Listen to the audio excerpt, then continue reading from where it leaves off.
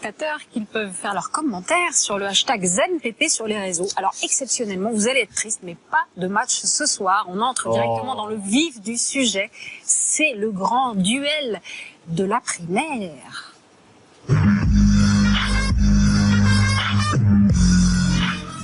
À la veille du grand débat Fillon-Juppé demain soir, voici un partisan de chaque camp, Bernard Debré et Pierre-Yves Bournazel. Oh la musique. Ah ouais. Vous êtes bien? C'est de la musique pour vous, hein. C'est la première fois, hein, si on ne nous demande pas de danser. Alors bonsoir Bernard Debré, vous êtes député, vous êtes soutien de François Fillon. Bonsoir Pierre-Yves Bournazel, vous êtes conseiller de Paris, vous êtes porte-parole d'Alain Juppé. Messieurs, avant d'entrer dans le vif du sujet, j'ai une petite vidéo pour vous. Regardez, on recevait François Fillon il y a un an, tout pile sur ce plateau en octobre 2015. Quand vous arrivez la fleur au fusil en disant moi je suis le fils de Thatcher et de Schroeder, on annonce déjà votre score, 3%. Je te laisse répondre et je complète. Alors, d'abord, ça montre que, au fond, je suis pas sûr que vous connaissiez très très bien le pays aujourd'hui, Monsieur Zemmour. Vous expliquez que les lobbies s'opposent à de la liberté. L'opposition au radar, c'est vous qui en parlez. C'est les automobilistes. Ils veulent pas. Voilà. L'opposition au VTC, c'est les taxis. C'est la lutte des corporations et des lobbies. Les gens le peuple français, mais ça, si, c'est pas le peuple français. Le peuple français, il veut de la liberté. C'est un il veut de la liberté. Et vous verrez qu'on fera bien plus que 3%.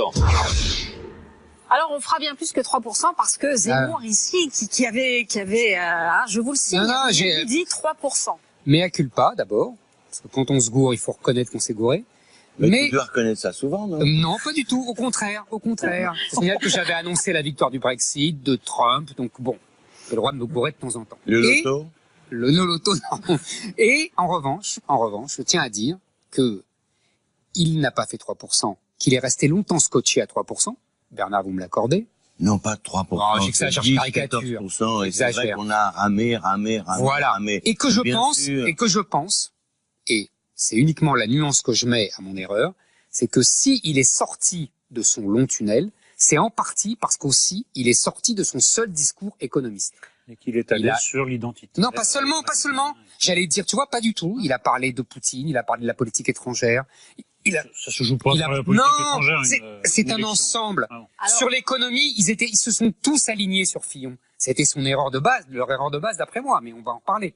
Voilà, on va en reparler si vous voulez bien Zemmour. Alors, mais j'étais mis en accusation, j'ai le droit de me défendre. Vous étiez Madame Irma, vous avez dit bon.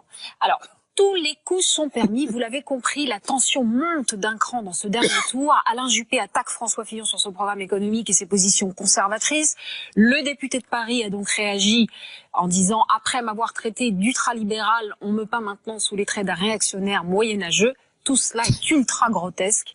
Pourquoi l'affrontement est-il en train de devenir si violent? Et surtout, est-ce qu'on pourra recoller les morceaux après, messieurs? Écoutez, oui, bien sûr, puisqu'on a quand même beaucoup de convergence entre nous. Ah bah ça s'entend moins. Hein. Bah oui, mais il y a un débat de deuxième tour. Oui, le débat de deuxième tour, c'est fait pour la confrontation des idées, la confrontation des projets. Et nous avons des points de divergence. J'en donne un qui me paraît important sur les questions économiques et sociales. Il y aura 570 000 fonctionnaires qui partiront à la retraite entre 2017 et 2022. François Fillon propose de ne pas remplacer 500 000 et nous entre 250 000 et 300 000. Pourquoi? Parce que nous pensons, Bernard, que il faut diminuer la dépense publique de l'État, mais nous pensons qu'il faut aussi avoir une vraie politique de sécurité. Il faudra continuer à recruter des policiers, des gendarmes, des militaires et des magistrats. Comme il faudra continuer à recruter des enseignants pour notre école et des infirmières et des aides-soignantes pour notre santé publique. Donc là, on voit bien qu'il y a une différence qui n'est pas gravissime, mais qui permet de choisir. Si, c'est gravissime parce que Pierre-Yves, excuse-moi, c'est une erreur. Alors dis-moi pourquoi. Tout simplement parce que il y a 120 000 fonctionnaires qui s'en vont à la retraite par an, 120 000 titulaires. Il y en a 120 000 qui ne sont pas titulaires, qui s'en vont aussi à la retraite. Ça fait 240 000. Ça nous fait exactement 1 200 000 fonctionnaires en 5 ans. C'est exactement la RGPP qui a été mise en place par Sarko, Fillon, Juppé. Ça correspond. Non, Juppé était ministre des Affaires étrangères. Oui, mais on est solidaire quand on est. Bien sûr, bon, solidaire. Mais enfin, il est pas chef du gouvernement. Et je ferai remarquer que Juppé, il a d'abord été ministre d'État chargé de l'écologie, puis après il était ministre. 3 semaines. Oui. Oui, parce qu'il s'est fait battre. Mais jadis, il a été ministre du budget, il a été, donc il a eu une longue carrière derrière lui. Et d'ailleurs, entre 86 et 88, il a eu de bons résultats économiques. Voilà. Mais À l'époque, c'était Balladur qui dirigeait. Hein, Oui, oui. Et moi, j'étais au gouvernement. Exact. Ce que je veux dire simplement, c'est que il y a 1 200 000 fonctionnaires. Attendez, parce que là, vous attaquez dans le technique tout de suite. Oui, voilà. Alors moi, j'aimerais, non, mais si vous voulez. Grosso modo, c'est J'ai compris. Attendez, parce que vous attaquez dans le technique, alors que moi, j'aimerais, si vous me permettez, le replacer sur un plan politique. Parce que il y a quelque chose qui m'a échappé depuis 3 jours, mais qui ne m'étonne pas, moi qui suis un vieux connaisseur de la Chiraquie, c'est que on a l'impression de ne plus avoir un débat au sein de la droite, mais un débat entre la droite et la gauche, et que Juppé est devenu le faux-né de la gauche, comme d'habitude, comme Chirac depuis 30 ans. Ça, c'est la meilleure. Écoute, ça, je connais mieux que toi, tu m'excuses. Donc, c'est la même chose. Non, c'est vrai que j'ai pas le droit à la parole. Mais Bernard aussi connaît ça très bien. Donc, les Chiraciens, comme d'habitude, font le jeu de la gauche, comme d'habitude. Ça a commencé dans les années 70 contre Giscard pour Mitterrand. C'est un vieux truc des Chiraciens. Donc j'aimerais savoir, parce que là vous l'attaquez sur l'avortement, vous l'attaquez sur les catholiques, on a l'impression que les catholiques sont devenus pas français, vous l'attaquez sur les femmes, oui. Faisons ça en 2 temps. On a l'impression que vous refaites un combat droite-gauche. Non mais messieurs, faisons ça en 2 temps, parce que là, non mais on mélange tout. Ah non, là, il est déjà dans le sociétal. Moi je voudrais rester sur l'économie. Mais attends, non, je veux sur le global. Restons, on va faire ça en 2 temps. Ni économie, on va faire ça en 2 temps. Non mais attends, ni économie, ni sociétal. Tu mélanges tout, tu mélanges tout. Eh ben oui, mais nous aussi. Mais moi je vous engueule aussi. Donc qu'est-ce que vous êtes le représentant du candidat de la gauche. Bon, voilà, ça c'est une question simple. En tout cas, c'est ça que dit François Fillon. Et c'est ça que je dis moi. Je m'en fous de ce que dit François Fillon. défendre Pierre-Yves. Ah bah alors allez-y. Bon. C'est le monde à l'envers. Ça commence Non, bien. c'est pas le monde à l'envers. Nous allons devoir nous réunir. Une fois que, j'espère, Fillon a gagné, nous allons nous réunir. Oui. Donc, il n'y aura pas entre lui et moi, entre Juppé et Fillon, de cassure définitive. Et je ne considère pas, et je le dis très simplement, que c'est le candidat de la gauche. Alors c'est vrai que La gauche va reprendre tous ses arguments. Mais et je vous la fais la campagne est-ce déjà. que vous croyez que la gauche est suffisamment stupide pour ne pas avoir trouvé les arguments Non, tout seul? mais c'est les mêmes. Eh ben, sont pas. Nous allons nous défendre et nous allons après nous réunir. C'est vrai qu'il y a une chose, c'est que les 2 hommes se respectent d'abord. Voilà. Et c'est vrai qu'il pourra y Mais ça avoir s'est entendu convergence ces derniers jours. autour frappant. Juppé qui va gagner. Non, Bon, Alain là, Juppé. C'est notre point de divergence. Je pense que Alain Juppé a la clarté de son projet. Il a le mérite d'ailleurs de la cohérence et de la constance de son projet. Sur les questions économiques et sociales, Alain Juppé a un programme de réformes audacieuses, mais des réformes sérieuses qui sont financées. Sur les questions qui vous intéressent. Non, parce que l'économique m'intéresse beaucoup. L'identité heureuse.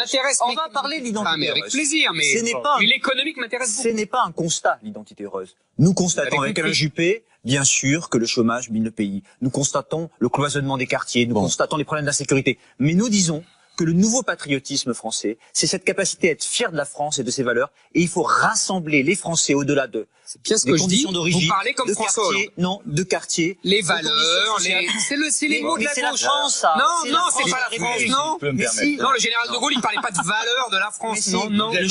Le général de Gaulle, il aimait beaucoup cette phrase de Romain Gary, le patriotisme, c'est l'amour des siens. Donc on ne trie pas entre les citoyens, on les rassemble. Et si on veut réformer notre pays, il faut avoir une grande capacité de rassembler. Et ma conclusion, cher Bernard, je te laisse la parole tout de suite, c'est que je pense qu'Alain Juppé garde cette force et qu'au-delà du noyau dur, c'est celui qui est le plus apte à rassembler les Français, donc à nous amener à l'alternance en se rend pas au populisme de Madame Le Pen. Là, on s'est simplement trompé d'élection.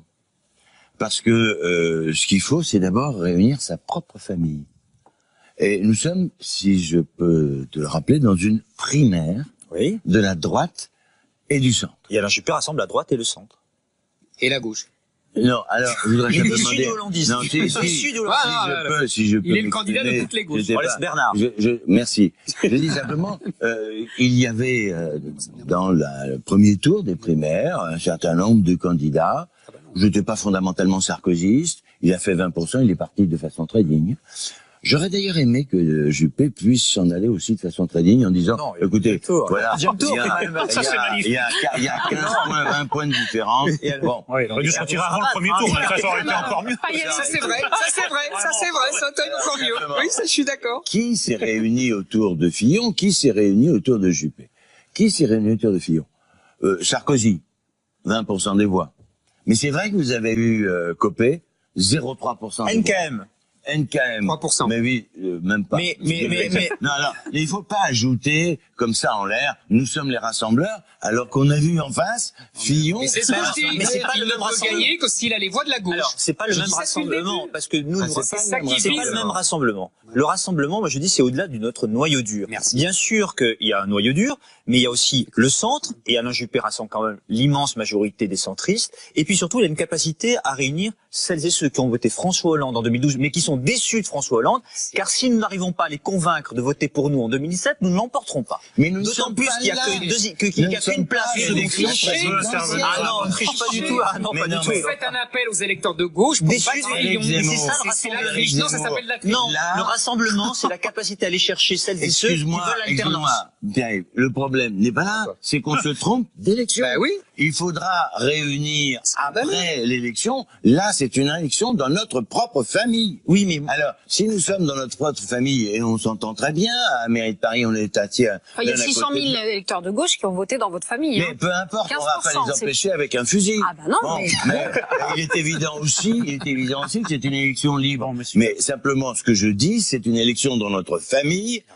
C'est 99% des électeurs ont voté. Ce sont des électeurs de droite et du centre. Et notre noyau dur, effectivement, c'est la droite. Et nous aussi une partie du centre, et ben voilà. Mais Bernard, il faut oui, essayer Bernard. de convaincre eux avant d'aller convaincre les bien autres. sûr, Que nous ferons bien ensemble sûr, lors du deuxième. mais bien sûr qu'il faut du convaincre premier les tour. électeurs de la droite et du centre. Mais il faut leur dire, celles et ceux qui vont voter, choisissez le candidat qui peut gagner la présidentielle, pas le candidat de vos convenances personnelles ou partisanes sur le petit noyau dur, mais le candidat qui sera le plus à même à nous amener à l'alternance, parce que je veux pas prendre le risque. Je veux pas prendre le risque d'un duel Le Pen gauche. Mais il n'y aura pas de risque. Non, mais je peux aller boire un café en couple. J'ai déjà amené des bouquins. Enfin, vraiment, non, mais je m'ennuierai pas. Non, vous êtes tombé dans le panneau de Zemmour, du coup, ce débat est un peu bordélique. Non, mais si. non.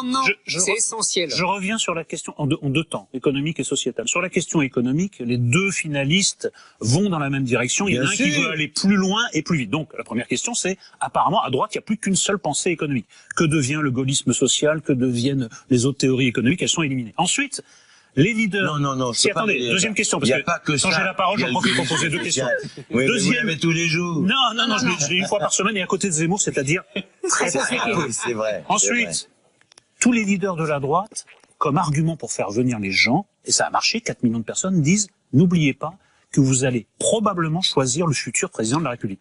Donc les gens de gauche sont tout à fait habilités à venir voter puisqu'ils choisissent le président. Or, entre les deux, excusez-moi, il y a quand même une grande différence. Moi, je suis pas un juppéiste, mais enfin, autour de François Fillon, il flotte une légère fumée d'encens, on entend un léger clapotis d'eau de bénitier, ça donne quand même à réfléchir. Et je pense que les gens de gauche sont tout à fait habilités à venir voter pour savoir qui sera le futur président de la République. C'est l'axe des tricheurs. Parce que ça se joue.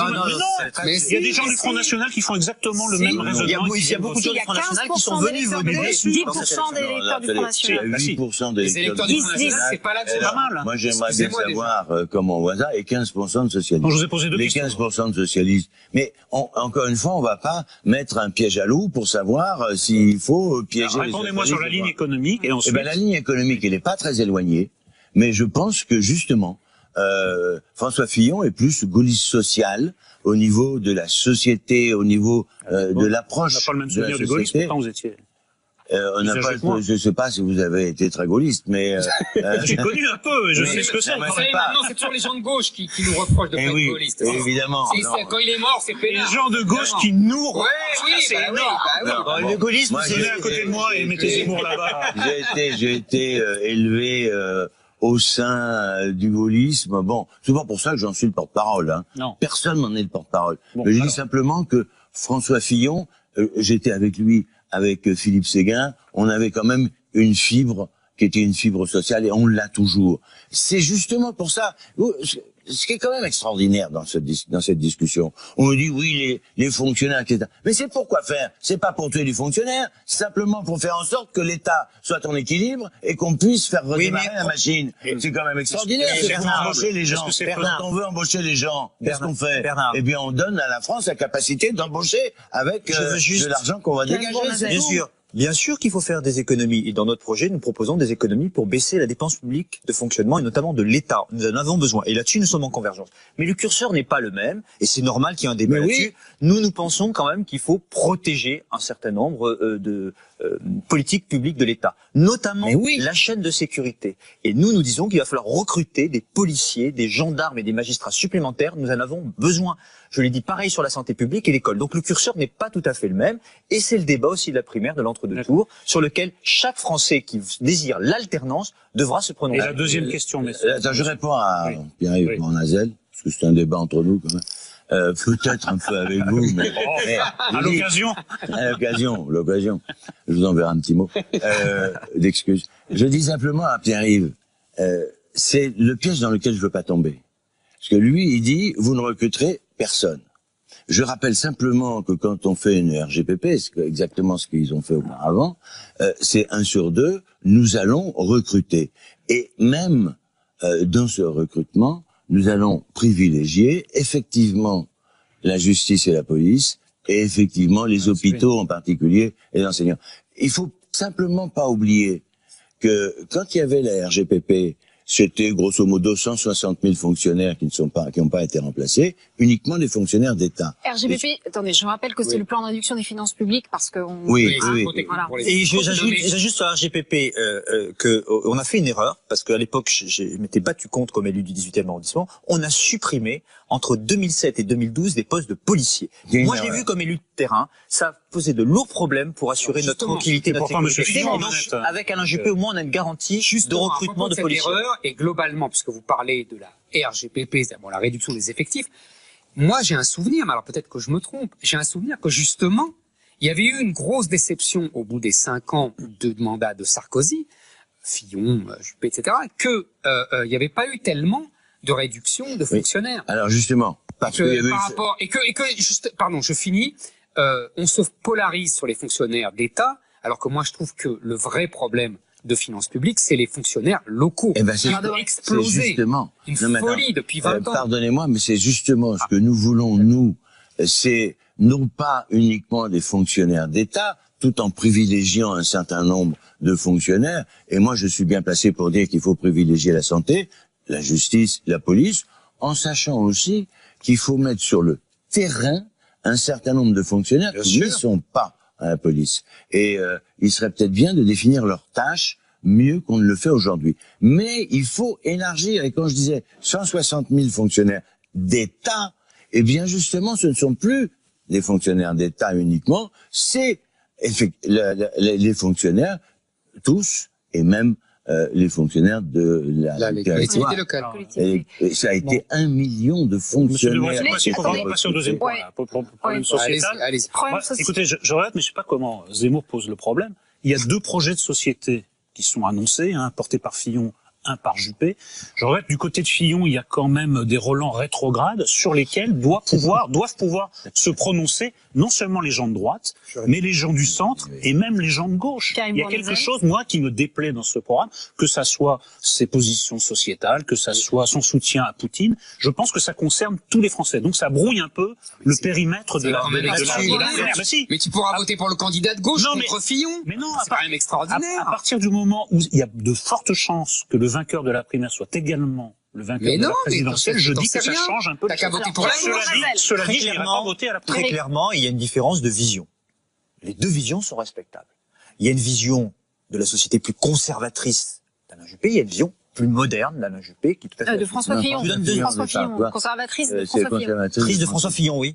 Et plus moderne d'Alain Juppé. Voilà. Conservatrice de François Fillon, moderne d'Alain Juppé. Voilà.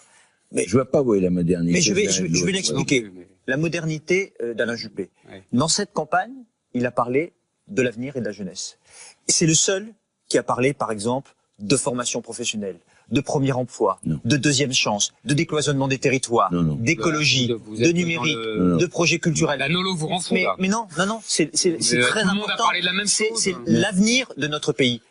L'égalité entre les hommes et les femmes. La volonté de ne plus diviser, je finis juste là-dessus, la volonté de ne plus diviser les Français. Par exemple, là nous avons un désaccord, mais je respecte cette position. François Fillon veut réécrire une partie de la loi mariage pour tous. J'y suis, et avec Alain Juppé, opposé. Parce qu'on a divisé les Français avec François Hollande sur cette question, je pense qu'il ne faut pas recommencer le quinquennat dès 2017 pour rediviser les Français. On a beaucoup de réformes à mener. Allons à l'essentiel sur l'école, le redressement économique et social. C'est là où il y a quand même une ambiguïté, et je pense qu'elle est un petit peu désagréable. Il veut réécrire une partie du mariage pour tous. On ne dit pas quoi. Donc on dit tout de suite, il veut réécrire le mariage pour tous, il est contre le mariage homo. Non. Non, il n'est pas contre le mariage homo. Il a simplement dit, non seulement je suis pour le mariage homo. Ah, il est pour, d'accord. Non, mais c'est important, il est pour. Mais il y a marqué, il a fait des... Il accepte, il faut lire. Il accepte, il dit, je ne reviendrai pas, je ne vais pas y toucher, j'accepte l'adoption des simples pour les hommes, et les hommes mariés avec des hommes, des femmes mariées avec des femmes. Mais simplement, si tu permets, je voudrais éviter, autant que faire se peut, l'adoption plénière qui coupe les racines génétiques. Et ça, effectivement. Mais c'est pas la réécriture de la totalité de la loi Taubira. On fait passer, justement, François Fillon pour un salariat qui veut revenir sur le mariage. Attendez. C'est pas ça du tout. J'aimerais intervenir 2 minutes. Attendez, 30 secondes. D'abord, ça me fait beaucoup rire d'entendre Juppé jouer aux féministes, parce que moi je me souviens comment il a viré les Juppettes, comment il a viré les Juppettes et que tout le monde lui est tombé dessus pour justement anti-féminisme. Enfin bon, il y avait des hommes aussi. C'est de l'image. Dans le resserrement du gouvernement. Il y en avait un. Il y en avait un. Je m'en souviens. En 95, j'étais là.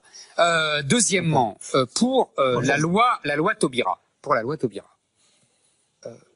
on a le droit d'être contre le mariage. Bien sûr, absolument. Excusez-moi, en démocratie, on a le droit encore. On va pas encore aller en prison parce qu'on est. On dirait. Parce que on a le droit. Et moi, ça ne m'aurait pas choqué qu'il ait demandé la suppression. Au contraire, j'en aurais été ravi. Ça ne me choque pas. Donc, je veux juste répondre là-dessus. Ça ne me choque pas. On dirait que c'est interdit. Non, t'es ravi. Que je me fasse bien comprendre. Chaque idée est respectable sur le sujet. Simplement, je dis très clairement avec Alain Juppé, nous disons que nous n'allons pas revenir sur la réécriture même d'une partie de cette loi parce qu'elle a suffisamment divisé les Français et qu'il y a d'autres priorités pour la nation. Mais votre argument, c'est la gauche a tous les droits. Non, quand la gauche a fait quelque chose, on ne peut jamais revenir à ce que fait la gauche. Il y en a marre des divisions de la société française. Mais c'est pas un argument, ça. La gauche, elle s'emmerde pas, elle divise et elle impose ses vues. Mais je me fiche de la gauche. On ne fait pas les mêmes erreurs de la gauche. C'est pas parce que M. Hollande a clivé, il a divisé les Français qu'on doit faire de même dans le en 2017. Ayons la capacité de les rassembler. Je finis juste ma phrase. Vas-y, finis ta phrase, mais alors, moi ça me choque. Non, ça va pas te choquer. Rassemblons les Français sur des réformes économiques et sociales. Vous allez les diviser encore sur l'insécurité. Si on recommence ce débat sur le mariage pour tous contre la manif pour tous, on va pas y arriver. Alors, premièrement, on ne recommence pas le débat sur le mariage pour tous. On ouvre la porte. Non, on ne. Ça concerne 10 000 enfants, l'adoption. Mais oui, l'adoption plénière. Ouais. 10 000 enfants, c'est pas grand-chose. Simplement, François Fillon dit. On peut être d'accord et pas d'accord. Il faut éviter l'adoption plénière parce que les enfants doivent pouvoir connaître leurs parents, père et mère. Bon, c'est tout. Alors, il faut pas y toucher. On n'a pas le droit de rouvrir, mais nous ne rouvrons pas les 35 heures. Mais c'est pas dit qu'on a.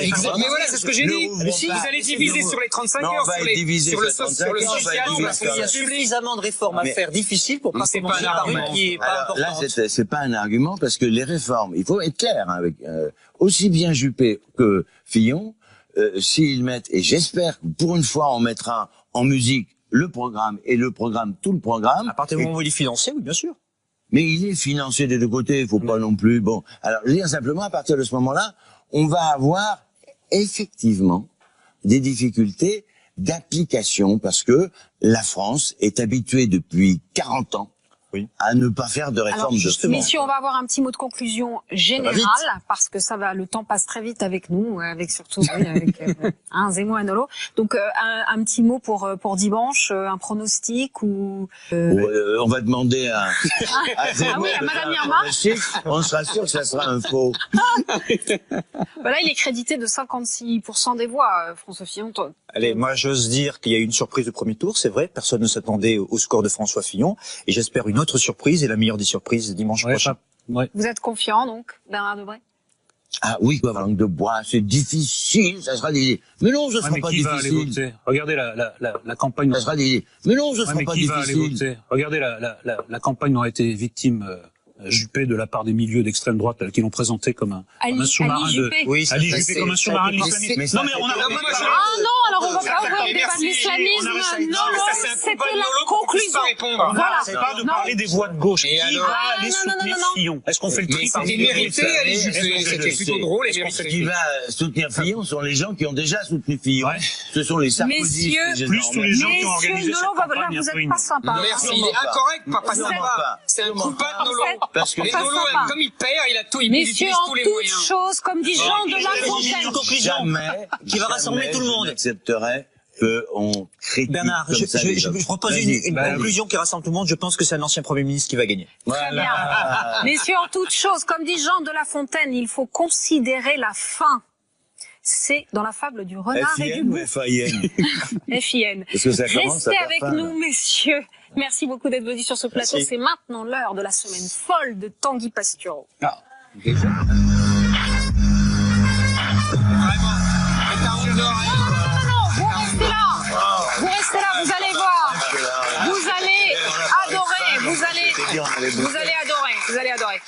Mais évidemment, et maintenant, Tanguy, pour vous, c'est une habitude. C'est ce qu'on appelle le Pasturus interruptus. Vous donnerez toute votre mesure, mais après la pub. Entendu.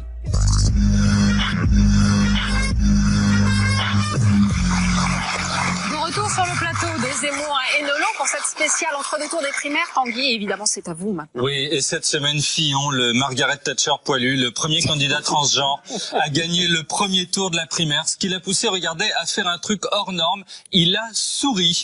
Hein, là, il est au maximum de l'éclate. Si en mai, il devient président, il va murmurer « Youpi !» Fillon contre Juppé, visuellement, on dirait le catalogue Rock Éclair. Moi, pour le second tour, je vais apporter une couronne de fleurs.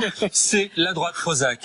Alors, cette semaine, Alain Juppé, pour voter, a dû faire la queue, comme à la caisse chez Prise Unique, puis contre une pièce de 2 francs et la présentation de sa pièce d'identité à un parchemin authentifié par Philippe Lebel. Il a voté, et on le voit, il était stupéfait de ne pas trouver de bulletin au nom de René Coty. Cette semaine, Bruno Le Maire, Waterloo c'est Bruno, la primaire c'est galère. C'est pris une tôle si grande qu'il va pouvoir construire une cabane à bûches. 2,4% des voix alors qu'il avait un programme de plus de 1000 pages. Ça fait 4 personnes convaincues par page, moins que le catalogue d'Axon dans un camp de nudistes. Alors, un lot de 4 millions de t-shirts à la con, la primaire c'est le vert, est à vendre pour 80 centimes d'euros sur le Bon Coin.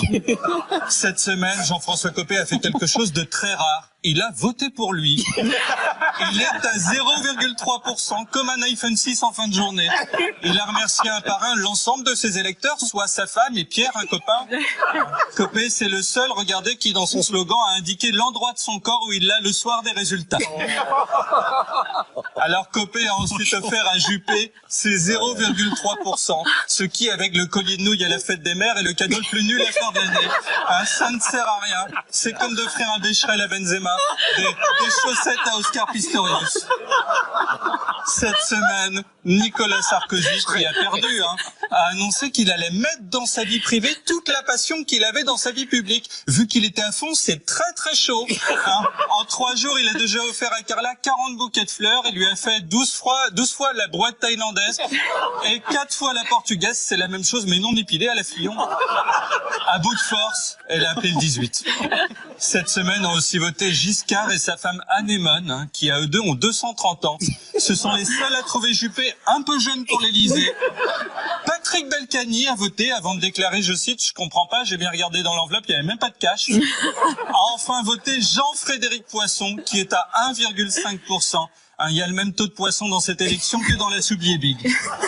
Cette semaine, Florian Philippot a retrouvé Jeanne d'Arc. Regardez, il lui a montré sa rose, laquelle, surprise, est bleue. C'est le seul à tenter de refiler des roses à des dames, à ne pas être un Pakistanais dans un restaurant. Il vole le pain des sans-papiers. Cette semaine, Montebourg et Aurélie Filippetti sont allés au salon du Made in France. Et heureusement qu'ils n'ont pas trouvé de longs ballons à mettre avec les 2 autres au niveau du oui-oui de leur pote, parce que ça aurait été très gênant. On dirait une soirée haute organisée par Ronald McDonald. Puis Montebourg a fait une réunion d'appartements Exactement. Hein, c'est comme une réunion Tupperware, sauf qu'on ne range pas de coquillettes à l'intérieur parce qu'il ne veut pas. Cette semaine, Marine Le Pen était aussi au salon Made in France où elle a croisé un beau gosse en slip, certifié français puisqu'il a été conçu en 86 à Montauban à l'arrière d'une Super 5. C'est la première fois qu'un politique peut tester en direct l'effet qu'il fait à un citoyen. Donc là, on le voit, le type est à moitié séduit. Cette semaine, Hollande a visité une école. Il n'y a plus que les gosses à être contents de le voir parce qu'ils sont gentils. Alors, il a eu des dessins, cadeaux aussi pourris que les 0,3% de copé. Puis a dévoilé une plaque avec son nom et l'intitulé « Président de la République » qu'il a fixé 12 minutes en essayant de comprendre ce que ça voulait dire. Hollande, c'est l'ami des petits, à l'équivalent de Choupi avec moins de charisme. Cette semaine, on a appris que l'atroce veste matelassée de Fillon était en fait un porte-bonheur. Hein, c'est pour ça qu'il se balade dans Paris sapé comme un chasseur de poules d'eau. S'il avait eu un slip fétiche, à l'instar des footeux, il sortait torse-poil avec les tétons qui pointent. Hein, il finissait avec Marine Le Pen. Alors pour faire perdre Fillon, il suffit de lui enfiler un gilet sans manches. Hein, ça tient à rien. Cette semaine, Juppé a voulu faire taire ceux qu'il traite de ringards, c'est-à-dire tout le monde. Il a donc été interviewé sur Europe numéro 1 par un petit jeune, El Kabash. Ils se sont remémorés la fois où ils ont inventé le feu en frottant 2 silex. Puis Juppé s'est dit, vas-y mon loup, sors une expression basse pour faire un peu en vogue. Hein, et il a dit, au second tour, je vais mettre toute la gomme, phrase qui n'avait plus été prononcée depuis 67. On attend maintenant qu'il affirme, on va l'emporter, ça perd l'hypopète. Enfin, cette semaine, Valérie Pécresse l'a eu dans le baba, comme dirait Juppé, parce qu'elle qui était une filloniste historique l'a lâché il y a 15 jours pour Juppé. Pécresse, vous l'emmenez à l'hippodrome de Longchamp, elle mise son année de salaire sur le seul bourrin que le boucher Chevalin a commencé à débiter à la scie à viande. Je pense qu'à terme, elle va rallier Jacques Cheminade. Bref, quelle belle semaine ça a été. Vous savez comment on m'appelle Valérie Pécresse dans les rangs fillonistes? Je le sais, mais je vous laisse le dire. Non, mais Valérie Traîtresse, c'est dur quand même. Très joli surnom, ça aussi. Merci. Merci. Mais non, mais c'est drôle, la politique, ça doit être drôle aussi. C'est drôle. Non, mais mais oui, c'est drôle, voilà. Et Valérie Pécresse. Moi aussi. Elle peut se tromper, etc. Mais Mais je ne lui en veux pas parce que c'est une femme bien. Et une très bonne présidente de région. Très bonne présidente de région. C'est sur ce mot tendu qu'on va se quitter. On vous retrouve lundi dans le Conseil d'indiscipline sur Paris Première avec Jean-Louis Debré. C'est deux choses qui vous différencient de votre frère. Il a fait le choix d'un bon candidat, Jean-Louis. Il soutient Alain Juppé et il fait de la télé. C'est la même chose. C'est reparti pour un tour. Allez, merci Bernard Debré, merci Pierre-Yves Bournazel. On continue cette soirée consacrée à la primaire de la droite et du centre. François Fillon a donc déjoué tous les pronostics avec 44,1% des voix. Sarkozy au tapis, Juppé dans les choux. Mais que s'est-il passé pour les deux favoris des sondages? C'est notre petite séquence honneur aux vaincus. Avant de recevoir Anna Cabana et Serge Raffi, revisez les premiers mots d'Alain Juppé et Nicolas Sarkozy après les résultats. J'ai décidé de continuer le combat. Je veux des réformes modernes qui préparent l'avenir plutôt que de cultiver la nostalgie du passé. Dimanche prochain, si vous le voulez comme je le veux, sera une autre surprise. Bonne chance à la France. Bonne chance à vous, mes chers compatriotes. Soyez certains que français je suis, français je reste, et que tout ce qui de près ou de loin touche à la France me touchera toujours personnellement. Au revoir à tous. Alors voici Anna Cabana et Serge Raffi. Venez donc. Bonsoir à tous les deux. Bonsoir. Bonsoir Anna Cabana, vous êtes rédactrice en chef politique au JDD, Journal du Dimanche, et vous publiez un livre audacieusement intitulé Un fantasme nommé Juppé chez Stock. Bonsoir Serge Raffi. Bonsoir. Vous êtes rédacteur en chef à l'Obs et vous publiez Nicolas et les vampires chez Robert Laffont. Vous qui les connaissez bien, tous les deux ont-ils imaginé un seul instant ce qui était en train de leur arriver? Anna. À Alain Juppé? Ouais. Non, Alain Juppé, il n'a pas imaginé ça. Ça fait 2 ans et demi. Non, mais ça fait 2 ans et demi qu'il est couronné roi de France par les médias, les sondages. Alors au début, faut lui reconnaître ça, il y croyait pas du tout, Juppé. Quand il y a dans les premiers sondages, si vous voulez, qui ont marqué le début de ce qu'on peut appeler la Juppé mania, il était le premier étonné parce que il se croyait condamné à perpétuité et mal aimé pour toujours. Et là, ça fait 2 ans et demi qu'il s'est habitué à être le préféré d'entre tous, le favori. Et si vous voulez, il est fauché dans cet espoir renaissant. Donc c'est ce qu'il y a de pire, si vous voulez. Ce qui s'est passé pour lui dimanche en fin d'après-midi, c'est ce qui peut arriver de pire, parce que c'est quelqu'un qui avait déjà été tenu pour mort politiquement, qui connaît une résurrection complètement dingue, parce que c'est quand même ce qui s'est joué pour lui, et qui derrière, jour J, il est dépassé par un autre qui, lui, pour le coup, n'avait été vu par personne. Donc, il y a vraiment là une tragédie extraordinaire. Moi, c'est ce que j'aime en politique. C'est complètement inouï, un truc pareil. C'est au-delà du roman. Voilà, ça, je... Oui, non, mais Anna a raison. Ce qui est intéressant dans le cas Juppé, c'est que, au fond, c'est un homme qui n'est pas un homme de conquête. C'est un homme qui pense qu'il était un peu l'héritier légitime de Jacques Chirac, et il pensait qu'au fond, ce poste-là lui était dû. C'était comme un legs qui de toute manière allait lui tomber dans les mains un jour ou l'autre. Il ne s'est pas vraiment battu parce qu'au fond, pour lui, c'était comme un acte notarial. Et donc, il a fait une campagne de notaire quelque part. C'est-à-dire, de clerc de notaire, plus exactement. C'est-à-dire, ça lui était dû, et donc il n'y avait pas une grosse bagarre à mener. Il est l'inverse de Sarkozy, qui lui, effectivement, il est toujours dans la conquête, et là, il était trop justement dans la conquête. Sarkozy, c'est l'inverse. Moi, c'est un personnage que je trouve tellement romanesque. C'est pour ça que je me suis intéressé à lui, au fond, pas parce qu'il allait gagner ou perdre, parce que sinon, j'aurais peut-être pas choisi Sarkozy. Mais ce qui est passionnant chez lui, c'est que lui, au contraire, il a continué à mener une campagne comme s'il n'avait pas été président de la République. Il était un espèce d'outsider. Il a toujours ce complexe de l'intrus qui fait qu'au fond, il est toujours dans la bagarre et donc dans l'outrance. Il pense que c'est en provoquant. Alors, évidemment, il a fait une erreur politique, ou ses conseillers, au moins peut-être pas forcément que lui, mais de penser que simplement d'aller à la recherche d'une partie des voix du FN perdues, ça suffisait, c'est ne pas comprendre ce qu'était complètement la droite française. Or, il a été chef d'État. Et ce qui est intéressant, c'est que les deux fois où on l'a vu chef d'État, Nicolas Sarkozy, où vraiment il a porté le costume présidentiel, c'est le soir de la défaite de 2012 et le soir de sa défaite d'aujourd'hui. Il y a un autre élément qui ressort de vos deux livres, surtout de celui d'Anna Cabana, c'est qu'ils sont obsédés l'un par l'autre, Juppé et Sarkozy, et ça me fait penser à l'oreille cassée de Tintin. Il y a deux personnages qui s'agrippent par la gorge, ils tombent à l'eau, ils veulent pas se lâcher, ils se noient tous les deux. C'est ce qui s'est passé. Sarkozy et Juppé sont tombés du bateau, ça a fait plouf, et il y a Fillon qui regarde depuis le pont. Voilà. Et Sarkozy, en cognant sur Juppé systématiquement, a fait monter Fillon. Voilà, et du coup, Fillon est resté en dehors de la bagarre, en dehors des radars. C'est une part de l'explication. Mais comment on peut, à leur niveau de compétences politiques, leur niveau d'expérience, comment on peut expliquer une pareille erreur quand même? Non, mais attendez, ils s'obsèdent mutuellement depuis 35 ans. Je veux dire, c'est pas né dans cette campagne. Non, bien sûr. Et si vous voulez, en plus, c'est une rivalité pour attraper le cœur politique de Jacques Chirac. Ça commence là, quand même, au départ. Moi, ce qui m'avait passionné quand j'ai suivi cette affaire-là, c'est que, au fond, Nicolas Sarkozy n'a trahi Chirac pour soutenir Balladur que quand il a vraiment compris qu'il n'arriverait jamais à détrôner Juppé dans cette place de fils politique préféré de Chirac. Et à partir de là, au fond, ils se sont reconnus. Vous savez, en politique, c'est comme ça. Il y a un flair presque animal. Ils se sont reconnus comme des fauves d'une espèce qui allait, d'une même trempe. Et en même temps, chacun renvoyait l'autre à ses propres insuffisances. Parce que vous avez d'un côté, chez Sarkozy, une espèce de vitalisme ténu, une capacité de vous prendre entre quatre yeux et de vous retourner la tête.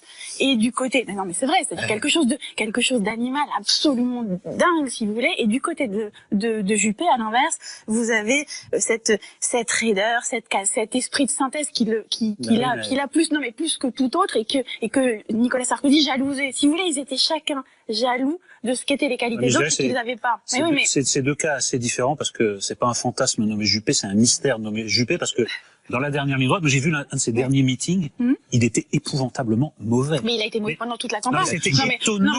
C'est-à-dire qu'à aucun moment, c'est-à-dire que les gens l'applaudissent, il leur demande de se taire, avec un air en plus un peu... Oui, mais c'est ça qui... Mais il a toujours été mauvais. C'est un fantasme. Non, mais quand j'ai appelé ça... Il est mauvais. Moi, je croyais que c'était le meilleur d'entre nous. Le meilleur d'entre nous, le meilleur technocrate d'entre nous. Quand j'ai appelé ce livre... Non, mais le fantasme, il a toujours été mauvais en campagne. C'est un fantasme très... C'est un fantasme très particulier, parce que c'est un fantasme qui ne brûle pas, un fantasme très raide. Ce qui a plu aux Français en regardant Juppé, si vous voulez, c'était l'effet contraste avec les autres, avec les outrances des autres, avec les surenchères des autres. Quand vous dites qu'en effet, dans ces meetings, il n'y a pas que dans le dernier où il a été mauvais, si vous voulez, il se positionnait pas là-dessus. Au fond, il a assumé sa raideur. C'est-à-dire que il s'est passé un truc absolument génial pendant cette campagne, c'est que Juppé, pendant 40 ans, on lui a demandé de se changer. On lui a dit, il faut être plus sympa, il faut être moins raide, il faut sourire plus, il faut être plus dans l'empathie. Non mais attendez, mais sauf que là, en fait, ce qui s'est passé pour lui, c'est qu'il a considéré, et les médias et les sondages l'ont conforté dans cette analyse-là, qu'au fond c'était sa raideur et si vous voulez sa non-envie finalement de donner à manger à la machine de l'empathie. Et ben c'était ça que les Français venaient. Il le reproche d'ailleurs son clan le reproche maintenant à Fillon en disant Fillon est droit dans ses bottes, ce qui fait beaucoup. Alors même que Juppé a assumé dans cette campagne la droiture dans ses bottes. Il a dit, je sais pas si vous vous souvenez dans son discours de rentrée à Chatou, mais là c'était un moment, il y avait une métamorphose à ce moment-là. Il a dit ben voilà, ça fait 40 ans qu'on me demande de changer, j'ai pas changé et je vais vous le dire, je changerai pas. Voilà. Et il a raison là-dessus, on change pas. Alors pour vous, Zemmour, c'est pas tellement un fantasme, Alain Juppé. Vous avez fait une grimace. Je fantasme pas sur Juppé. Non, je fantasme pas sur Juppé. En plus, si vous voulez, moi je le connais depuis 30 ans. Et j'étais plutôt dans le camp adverse. Moi, j'étais avec Séguin-Pasqua contre Juppé. Donc, si vous voulez, au moins les choses étaient claires depuis le début. Et il le sait et je le sais, donc comme ça c'est bien. Maintenant, je vous écoute, je vous ai lu. Il y a deux choses, me semble-t-il. Il y a d'abord, vous faites ce que... je pense qu'Anna va sourire parce qu'elle sait déjà ce que je vais lui dire. Je le crains. Vous faites ce que j'appelle moi du journalisme féminin, c'est-à-dire psychologie tactique.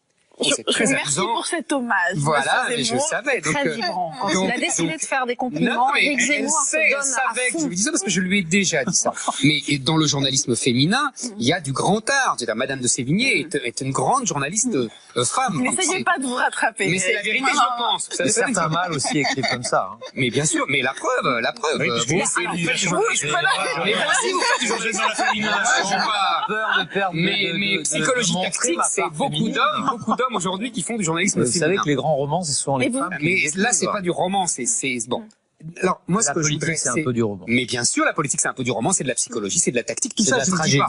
Mais tout ça, je suis d'accord. Mais là, on est au cœur de la tragédie. Mais ce n'est pas que ça. C'est tout ce que je veux dire. Nous ne sommes pas là, en l'occurrence, des observateurs. Il y a deux lignes qui se sont affrontées. Il y a deux lignes qui s'affrontent depuis 2 siècles. Il y a la droite bonapartiste qui était incarnée. Et orléaniste. Bien sûr. Ça, c'est une première chose. Deuxièmement, il y a aussi, qui est plus moderne, quand vous dites Juppé était élu, etc. Mais c'est comme d'habitude. Les médias et les sondages essayent à chaque élection présidentielle d'imposer leur candidat. Et d'imposer leur candidat en fonction de l'idéologie. Oui, c'est normal qu'un type du Nouvel Obs me dise non, c'est normal. Non, c'est pas ça. C'est l'idéologie. Mais si, c'est l'idéologie de gauche bien pensante. Il faut idéologiser. C'est un idéologue, c'est ton droit le plus absolu. Mais il faut idéologiser parce que le reste, c'est de l'enfumade. Non. Le reste, moi, j'aime bien la psychologie, j'adore ça. Mais vous aimez le roman, j'adore le roman. Quand je lis un roman, je lis l'éducation sentimentale et je suis content. Vous ne trouvez pas, Eric, que la politique offre une matière à roman extraordinaire? Comprenez-moi bien. Je ne dis pas que ce n'est pas du roman et que ce n'est pas agréable. C'est même mieux que le roman parce que je vais vous dire, vous connaissez l'effet de réel de Barthes. Ce que je veux dire, c'est que il y a derrière la psychologie, il y a aussi des enjeux idéologiques. Mais pourquoi il faudrait choisir? On peut raconter les deux. Mais non, parce que là, vous racontez pas les deux. Vous racontez que de la psychologie et de la... Non, je fais de la tragédie. Mais non, puisqu'on parle justement de leurs objectifs, de leur stratégie. Juppé est devenu l'homme des médias et l'homme de l'idéologie dominante. Et c'est selon moi ce qui l'a tué. C'est pour ça on faisait tout à l'heure une petite polémique sur Ali Juppé. Je pense que c'est très révélateur, au-delà de la cruauté du mot et de l'injustice du mot, c'est très révélateur de ce qu'il est pour une partie importante de la population. Il est devenu l'incarnation de l'idéologie dominante. C'est quoi cette partie importante? C'est l'extrême droite, hein? Non, c'est beaucoup de Français. C'est même les réseaux d'extrême droite. Oui, mais comme d'habitude, il y a des minorités qui expriment ce que les gens expriment. Ça, c'est l'extrapolation idéologique. Deuxièmement, je pense que pour Sarkozy, c'est exactement l'inverse. C'est que Sarkozy, il a cru justement surfer sur ce que les élites appellent le populisme, mais que le médium était mauvais. C'est-à-dire que les gens n'avaient plus confiance en lui, ils voyaient que c'était de la tactique. Mais est-ce que c'est pas simplement de la sociologie? C'est-à-dire que est-ce que le cœur de la droite française, elle est plus conservatrice que populiste? Alors, cette question n'est pas fausse, c'est-à-dire que l'électorat populaire... Pour une femme, c'est remarquable, Anaïs. Non, mais vraiment, je m'attendais pas à... Mais je réponds. Sarkozy s'est trompé parce que il a pensé, parlons de choses sérieuses. Pourquoi non, il va pas passer par les législatives. Il a pensé que l'électorat populaire, c'est pas parce qu'on parle de politique sous. Tu es fait pour ça, tu es fait pour. Tu es gentil. Il a pensé que l'électorat populaire se déplacerait. Or, l'électorat populaire ne s'est pas déplacé. C'est la droite catholique traditionnelle, et dans ma bouche, c'est plutôt un éloge, qui s'est déplacé. Et l'électorat populaire qui vote le Front National ne s'est pas déplacé. C'est ça, il a perdu là. Oui. Moi, alors, Eric, vous n'étiez pas d'accord déjà sur la part... il est jamais d'accord. Parce que c'est vraiment terrible, cette essentialisation de tout. Ouais. Une femme, c'est une femme. Alors, y a que... Et même il y a des hommes, mais tu le journaliste du Nouvel Obs, c'est un mec du Nouvel Obs, c'est un mec du Nouvel Obs. Non, mais vraiment, c'est assez... La preuve que non, puisque lui aussi, il fait du journalisme. Je voudrais aborder un élément rationnel. Bah oui, je sais. Non, mais je voudrais aborder un élément rationnel dans le livre. C'est une manière de se rapprocher d'elle. On fait ce qu'on peut, Casano de Ranta. Bien, messieurs, vous embrassez sur la bouche plus tard. Eric Nolot. Dans le livre d'Anna Kavanagh, il y a un élément rationnel qui n'a rien à voir avec la psychologie. À mon avis, qui a pesé lourd aussi dans cette campagne, c'est que, comme il a été Premier ministre, qu'il a été confronté à de grosses difficultés, il dit « j'ai un peu trop chargé la barque quand j'étais à Matignon ». Du coup, quand il a fait son programme, il s'est tenu à une forme de prudence que n'a pas eu Fillon, et ça a beaucoup joué, puisque apparemment, les gens qui sont venus voter, en tout cas, attendaient une forme de radicalité économique. Et ça a beaucoup joué. Ça, c'est un élément rationnel. Non, mais il y a clairement, mais il y a clairement, alors, si vous voulez que je fasse plaisir à Eric et que je montre à quel point on peut relier ça à la psychologie, c'est qu'il y a eu un traumatisme chez Juppé, un traumatisme politique. C'est politique, de 97. Non, mais un traumatisme politique de 97 très lourd. C'est-à-dire que il a, 95 déjà, les grands. Oui, 95, 97, ça, la dissolution, la façon dont l'issue, douloureuse pour lui. Ça jouait dans l'élaboration de son programme. Comme disait Pasqua, il a inventé le septennat de 2 ans. Pasqua avait toujours le sens de la formule perfide. Voilà. Mais non, mais c'est clairement pour Juppé, il y avait dans la rédaction, dans la conception même de son programme et de sa posture, l'envie de ne surtout pas refaire la même chose. C'est-à-dire que, bien sûr, non, mais il pouvait pas la radicaliser.